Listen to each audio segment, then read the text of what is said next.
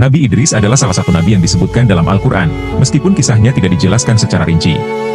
Namun, ada beberapa riwayat dan tafsiran yang dapat memberi gambaran tentang kehidupan dan rintangan yang dihadapi Nabi Idris. Nabi Idris dikenal sebagai seorang nabi yang sangat bijaksana dan penuh hikmah. Ia juga dipercaya sebagai orang pertama yang menulis dengan pena, dan banyak mengajarkan ilmu pengetahuan, termasuk ilmu astronomi, matematika, dan ilmu kedokteran pada masa itu. Dalam tradisi Islam, Idris dipandang sebagai sosok yang sangat tekun beribadah dan berdoa kepada Allah. Nabi Idris disebutkan sebagai keturunan dari Nabi Adam melalui anaknya, Set.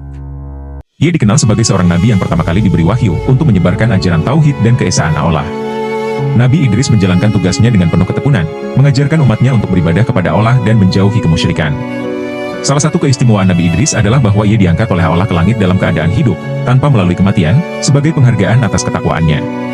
Dalam Al-Quran, ada ayat yang menyebutkan bahwa Allah mengangkatnya ke tempat yang tinggi, yang bisa dimaknai sebagai pengangkatan ke langit. Allah berfirman dalam surah Maryam yang artinya, dan ceritakanlah, kisah, dalam kitab, Al-Quran, tentang Idris.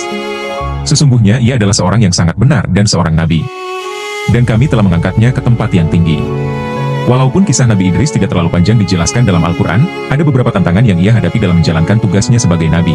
Seperti nabi-nabi lainnya, Nabi Idris menghadapi penolakan dari sebagian umatnya yang tidak mau menerima wahyu dan ajaran yang disampaikannya. Masyarakat pada saat itu banyak yang masih menyembah berhala dan tidak mau mengikuti ajaran tauhid yang dibawa oleh Idris. Sebagai seorang nabi, Idris harus menghadapi tantangan untuk menyebarkan kebenaran meskipun banyak yang menentang. Nabi Idris, seperti nabi-nabi lain, tentu menghadapi ujian hidup yang berat.